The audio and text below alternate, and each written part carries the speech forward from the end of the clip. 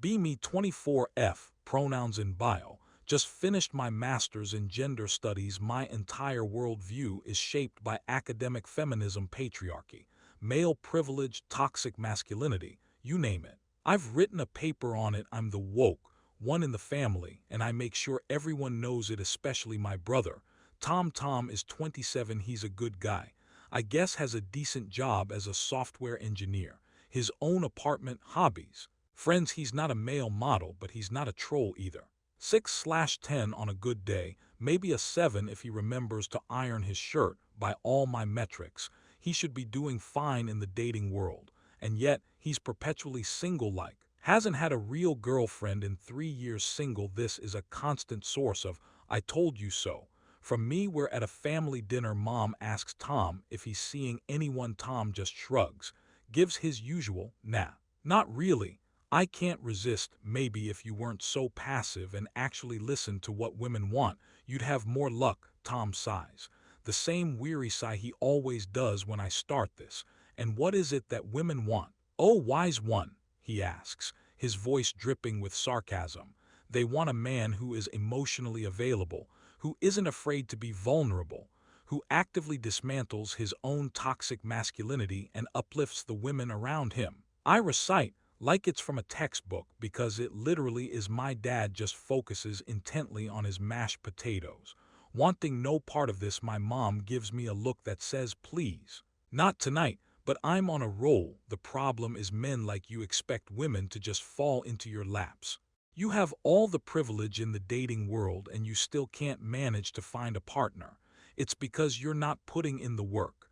Tom puts down his fork. There's a fire in his eyes I haven't seen before. You have absolutely no idea what you're talking about, he says, his voice low and steady. Oh, I don't.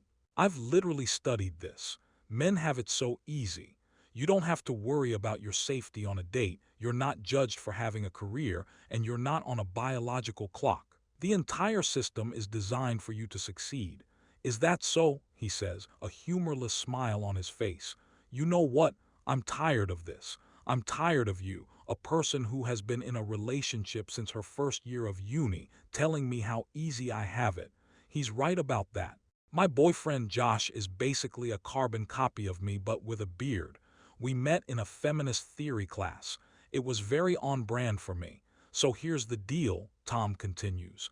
You think it's so easy. You think I'm the problem. I want you to see it for yourself. I'm intrigued. What are you proposing? I want you to be my dating consultant for a month. You get to see everything. My apps, my messages, my dates, if I even get any. You can give me all the advice you want, but you have to watch what actually happens. No more theories, no more textbook answers.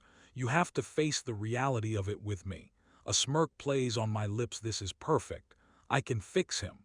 I can mold him into the perfect, dateable, feminist-approved man. And then I'll have the ultimate I told you so deal, I say, shaking his hand. But when I'm proven right, you have to read The Feminist Mystique and write me a 10-page report. Fine, he says. And when you see what it's really like, you have to admit you were wrong. At the next family dinner, I laugh. That's not going to happen, but sure, deal. Oh, you sweet summer child, you have no idea. The next day, I go over to his apartment, armed with a notebook and a condescendingly optimistic attitude. Operation Fix My Problematic Brother is a go. First things first. The dating apps he has: Hinge, Bumble, and Tinder. We start with his Hinge profile. It's fine. A few pictures of him with his friends, one with his dog, one of him hiking. His prompts are a little bland, I'll admit. What's your favorite food? Pizza. What are you looking for? A meaningful connection. Cringe. Okay, first of all, this is all wrong, I say, taking his phone. Your pictures are okay, but they don't show your personality. And your prompts are so generic. You need to be more vulnerable, more open. I spend the next hour curating his profile. We take a new picture of him, one where he's laughing, looking off camera. I read somewhere that's what women like. I rewrite his prompts. A shower thought I recently had. Is a hot dog a sandwich? I think this is quirky and fun. I'm looking for a partner who is passionate about social justice and isn't afraid to challenge the status quo. This will attract the right kind of woman, a fellow feminist. The way to my heart is through meaningful conversation and a shared love for dogs. This shows his soft side. I'm a genius. This is a masterpiece. Tom just looks at the phone with a blank expression. So, I'm supposed to be this guy. This is you. It's the best version of you. The version of me that uses the phrase social justice in a dating profile. It's a green flag, I insist. It shows you're a good person, he sighs. Fine, let's see what happens. We move on to the swiping. This is where my first crack in my armor appears. I'm expecting to see a sea of women just waiting to be matched with my newly woke brother, but as we're swiping, I start to notice a trend. Every other profile has a list of demands. Must be over 6 FT. Tom is 5. Don't message me if you're not going to take me to a fancy restaurant on the first date. I have a kid, so if you're not ready to be a stepdad, swipe left. My love language is gifts. If you're not a provider, I'm not interested. And the bios, my God, the bios, so many of them are just a list of I'm a queen, treat me like one. Or I'm a handful, if you can't handle me at my worst, you don't deserve me at my best. I can feel my feminist programming short-circuiting. This isn't empowerment. This is just entitlement, but I press on. These are just the bad ones, I say, mostly to myself. There are good ones out there. We spend an hour swiping. Tom likes about 30 profiles. All of them seem like reasonable, down-to-earth women, the kind of women I would be friends with. And then we wait and wait and wait. After a full day, he has one match. One. And she unmatched him after he sent her an opener I carefully crafted for him. Hey, I see you're into hiking. What's the best trail you've ever been on? I'm shocked. My perfect, feminist-approved profile, my thoughtful opener. And nothing. This is unusual, I say, trying to maintain my composure. Maybe the algorithm is just slow. Tom just gives me a look that says, welcome to my world. The next week is more of the same, a handful of matches, most of whom don't respond to his first message. The few who do respond are not great at conversation. It's all one-word answers.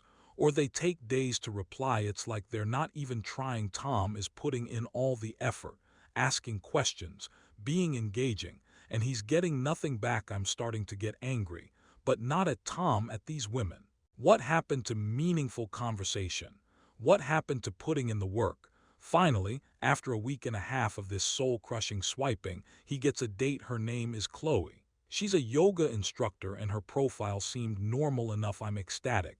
This is it. This is where my advice will shine. I coach him on what to say, how to act. Be confident but not arrogant. Be a good listener. Ask her about her passions. And for God's sake, split the bill. It's a sign of respect. You've never split the bill in your life, he points out. That's because Josh and I are in an established, equitable relationship. This is a first date. You need to show her you see her as an equal. He agrees reluctantly. The date is at a quiet little bar, not too expensive but not a dive. My choice, of course. I'm not there, obviously, but I'm getting live text updates from Tom. 7 p.m. She's here. She looks different from her pictures. Oh no. 7:05 p.m. Her profile said she was 26. She looks at least 35. 7:30 p.m. She hasn't asked me a single question about myself. It's all about her. Her yoga practice, her ex-boyfriend, her crystals. 8 p.m. She's on her third glass of wine. I'm still on my first beer. 8:30 p.m. She just told me that her spirit animal is a wolf, and that means she's a natural leader, and that my aura is a dull beige. My God, this is a disaster. 9 p.m. The bill came. I suggested we split it. She just stared at me, like a blank, unblinking stare. 9:05 p.m. She said, and I quote, "I've never paid for a date in my life. Are you some kind of a joke?" 9:10 p.m. I paid. She didn't even say thank you. 9:15 p.m. She's gone. She had to go realign her chakras. I'm pretty sure that's code for I'm going to go text the guy I'm actually interested in. I feel sick. This is not what I was expecting. This woman was a monster, a caricature of an entitled, self-absorbed person. And my brother, who was nothing but polite and respectful, was treated like a walking ATM with a dull beige aura. He comes back to his apartment looking utterly defeated. So, he says, how did my feminist-approved date go? I don't have a witty comeback. I don't have a lecture. I just say, I'm sorry, Tom. That was awful. For the first time, I think he sees a crack in my ideological armor. The next 2 weeks are a blur of more of the same, a few more matches, a few more dead-end conversations. He gets one more date.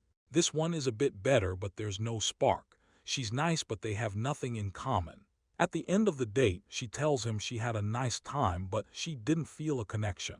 He gets a text from her the next day saying she's not interested in a second date. It's a polite rejection, but it's still a rejection, and I see the toll it's taking on him. It's not just the rejection itself.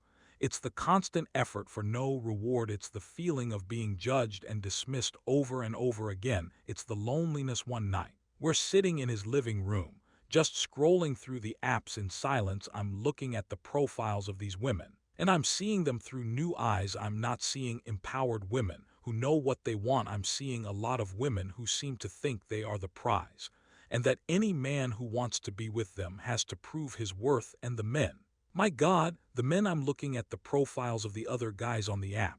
The ones Tom is competing with, so many of them are so much better looking than him. Chiseled jaws, six-pack abs, pictures of them on yachts and in Dubai. How is a normal guy with a normal job supposed to compete with that? I turn to Tom. This is impossible, I say, my voice barely a whisper. What is this? All of this. The apps, the expectations, the competition. It's an impossible game. He just nods, a sad smile on his face. Now you get it, he says. And then he starts to talk, and I mean, really talk. He tells me about the years of this, the constant swiping, the fleeting moments of hope followed by crushing disappointment. He tells me about the dates that were even worse than the one with Chloe, the woman who showed up drunk, the one who tried to recruit him into a pyramid scheme, the one who straight up told him he was too short for her halfway through the date.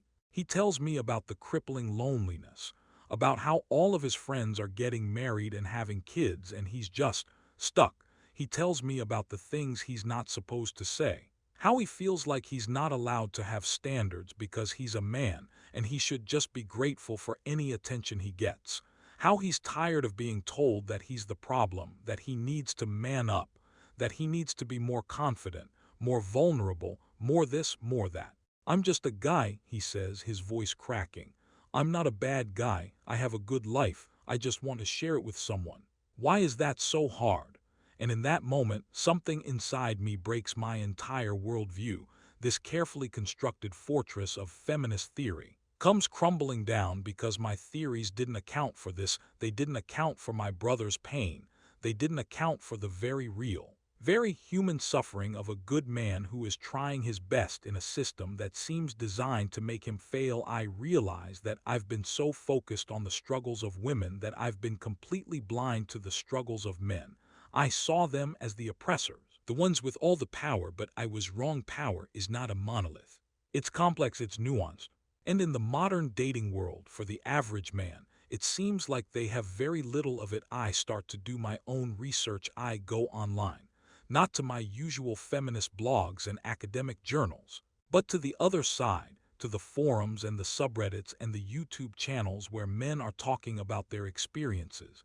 And it's an eye-opener. I see story after story that mirrors my brother's men who are trying their best, who are being told they're not good enough, who are being treated as disposable. I see the statistics on male loneliness, on male suicide rates, on the growing number of young men who have never been in a relationship, and I'm horrified. I realize that while I was busy deconstructing the patriarchy, I missed a crucial part of the puzzle. The patriarchy hurts men too. It puts them in a box, just like it does to women. It tells them they have to be strong, they have to be providers, they have to be successful, and if they're not, they're failures. And in a world where the rules are changing, where women are more independent and have higher standards than ever before, a lot of men are being left behind, not because they're bad men, but because they're just average. And in the hyper-competitive, looks-obsessed world of online dating, average is not enough. The month is almost over. The experiment is coming to an end.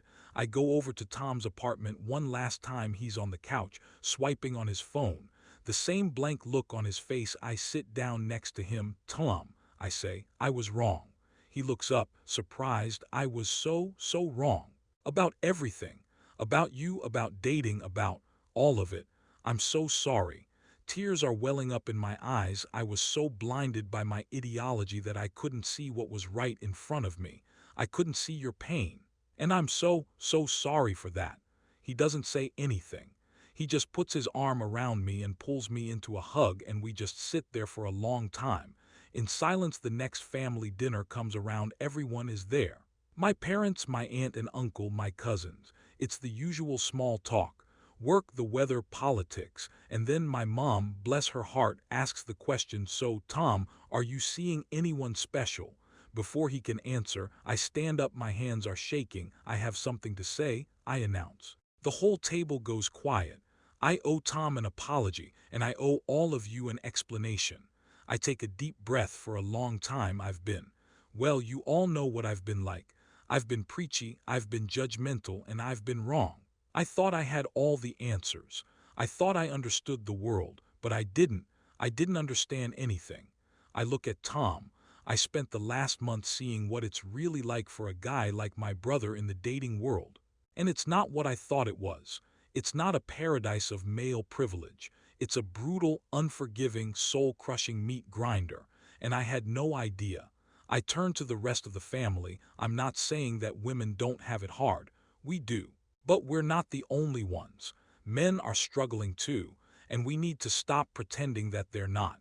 We need to stop telling them that their problems aren't real, that they're just privileged, and they need to man up. We need to start listening to them. We need to start having some compassion. The room is silent. My dad is staring at me, a look of shock on his face. My mom looks like she's about to cry, and Tom is smiling. A real, genuine smile. I sit back down, my heart pounding in my chest. My dad clears his throat. Well, he says, I think that's the most sense you've made in years. And the whole table laughs, and for the first time in a long time, it feels like we're a family again. So, what happened after that? Well, I didn't abandon my feminist principles, but they've changed. They've become more human, more compassionate, more open to the idea that there's more to the world than just a simple oppressor/oppressed binary. I broke up with Josh. I realized that our relationship wasn't built on shared values but on shared dogma, and I was tired of dogma. And Tom, he's still single, but something has changed in him too. He's more confident, more at ease with himself. He's not trying to be someone he's not anymore. He's just Tom, and I have a feeling that's more than enough. We still look at the apps together sometimes, but now we're not trying to game the system. We're just laughing at the absurdity of it all. The entitled bios, the ridiculous demands, the beige auras. Because sometimes all you can do is laugh. And maybe, just maybe, that's the first step to finding a real connection. Or maybe we'll just both end up with a bunch of dogs. Either way, at least we have each other. And for now, that's enough.